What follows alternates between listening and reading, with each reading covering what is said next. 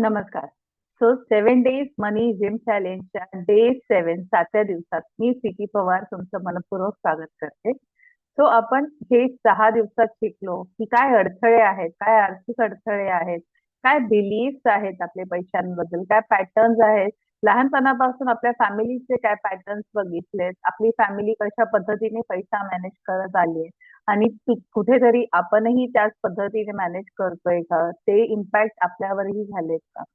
काल आपण शिकलो दिवस 6 मध्ये होपोनोपोनो फार इम्पॉर्टंट टेक्निक जी आहे I am sorry, please forgive me, thank you, I love you. So हे 4 सिंपल फ्रेजेस तुम्हाला म्हणायचे आहे तुमच्या सध्याच्या पैशाच्या परिस्थितीसाठी, कंडिशनसाठी. आणि आजचा डे 7 जिथे आपण 4 बेसिक फार महत्वाचे लॉ ऑफ अट्रॅक्शन टेक्निक समजणार आहोत की ते काय इम्पॉर्टंट आहेत आणि ते कसे फॉलो करायचे. So let's begin with day 7.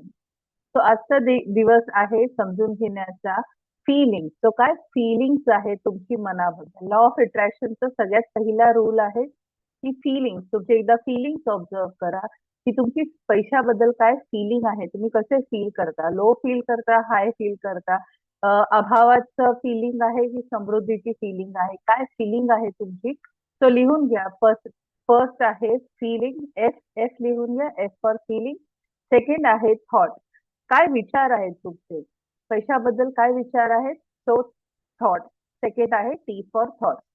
Third आहे बी फॉर बिलीफ, काय बिलीफ आहेत तुमचे की मी कष्ट केल्याशिवाय माझ्याकडे पैसा येत नाही, पैसा इझिली झाडावर उगवत नाही, आपण जितकं अंथरूण असेल तेवढेच पाय पसरावे, काय जेही लहानपणापासून किंवा आता जी तुमची बिलीफ आहे की मी सदन सदा कष्टातच राहणार आहे किंवा मी अनलकी आहे किंवा माझ्याकडे पैसा आला की मला लगेच नजर लागते, हे जे तुमची बिलीफ असेल तर त्याच्यावरती समजून घ्या की तुमची काय बिलीफ आहे. आणि सगळ्यात महत्वाचं चौथं म्हणजे ऍक्शन, कृती. तुम्ही पैसा तुमच्याकडे आकर्षित करण्यासाठी काय कृती घेता, कारण जरी आपण खूप अफर्मेशन म्हणालो, होपोनोपोनो केलं, पण ती कृती घेणं फार महत्वाचं आहे. पैशाला तुमच्याकडे आणण्यासाठी तुम्ही काय कृती घेता, काय कृती करता. सो आताच पेन आणि पेपर घ्या आणि फीलिंग काय आहे तुमची, थॉट्स काय आहेत, बिलीफ काय आहेत आणि काय कृती आता सध्या घेताय आणि काय कृती घेण्यापासून तुम्ही थांबलाय किंवा काय कृती तुम्हाला घ्यायला हवी ज्यामुळे पैसा तुमच्याकडे आकर्षित होईल, हे समजून घ्या आणि त्या कृतींवर काम करा. रिव्हर्स वर्क करा की रिव्हर्स वर्क केल्याने माझं कसं होऊ शकतं, काय पॉसिबिलिटीज आहेत, काय अपॉर्च्युनिटीज माझ्याकडे येऊ शकतात. तर जेव्हा तुम्ही फील करता की माझ्याकडे पैसा कमी आहे आणि तुम्ही लो फील करता, तुमची बॉडी त्या पद्धतीने रिॲक्ट करते. तुमच्या बॉडीला प्रत्येक गोष्ट कळते जे तुम्ही अननोइंगली, अनकॉन्शियसली तुम्ही बॉडीला सांगत असता. सो जरी तुमच्याकडे आता सध्या कमी पैसा आहे, पण जे पैसे आहेत त्यासाठी कृतज्ञ राहा आणि बी रिअली ग्रेटफुल. आणि तुम्हाला तशी फिलिंग ठेवा की मी आता सध्या जरी नसेल तरी माझ्याकडे भरपूर पैसा येणार आहे कारण मी केपेबल आहे. युनिव्हर्स एवढा स्ट्रॉंग आहे, हे ब्रह्मांड इतकं मोठं आहे की मी श्रीमंत होणे हे मला इझिली पॉसिबल आहे. फक्त मला त्या दिशेने बघायचे, मला फक्त त्या पर्स्पेक्टिव्हनी काम करायचे. सो हे म्हणणं सर्वात आधी बंद करा की माझ्याकडे पैसा नाहीये, मला पैसा पुरत नाहीये. नेगेटिव्ह स्टेटमेंट आजपासून पूर्णपणे बंद करा आणि फील करा की तुम्हीच राजा आहात, तुम्हीच फार श्रीमंत आहात.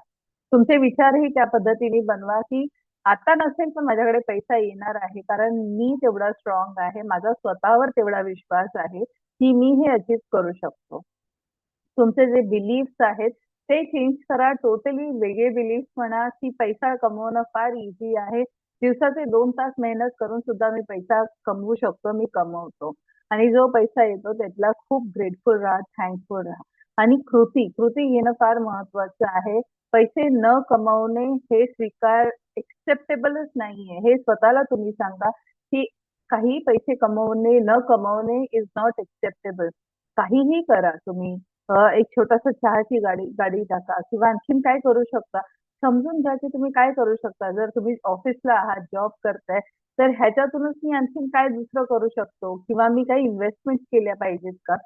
समजून घ्या, लिहून घ्या. जेव्हा तुम्ही लिहिता तेव्हा तुमच्या ब्रेनला आणखीन चालना मिळते. सो हा होता डे 7. सो तुम्हाला आजपर्यंतचा पूर्ण आपला 7 दिवसाचा प्रवास कसा वाटला? ह्याबद्दल मला तुमच्याकडून ऐकायला आवडेल. आणखीन ह्या पुढे तुम्ही काहीही लाईफमध्ये तुम्ही पैशाच्या प्रॉब्लेम्स मध्ये असाल, हेल्थ प्रॉब्लेम्स मध्ये असाल किंवा तुम्हाला कुठल्याही गोष्टीला घेऊन काउन्सिलिंग हवी असेल, तर मी अवेलेबल आहे. तुम्ही माझ्या इन्स्टा पेजला फॉलो करा. अलाइन विथ प्रीती हे माझं इन्स्टा पेज आहे. ते तुम्ही फॉलो करा. मला डीएम करा आणि मी रेग्युलर मेसेजेस चेक करत असते. तर तुम्हाला काहीही अडथळे असतील तुमच्या लाईफचे, तर मी Preeti Pawar, life coach, relationship coach आणि मनी कोच मी इथे अवेलेबल आहे. So I am just a call away. So you can reach out to me on DM on insta आणि मग आपण कॉल शेड्यूल करू.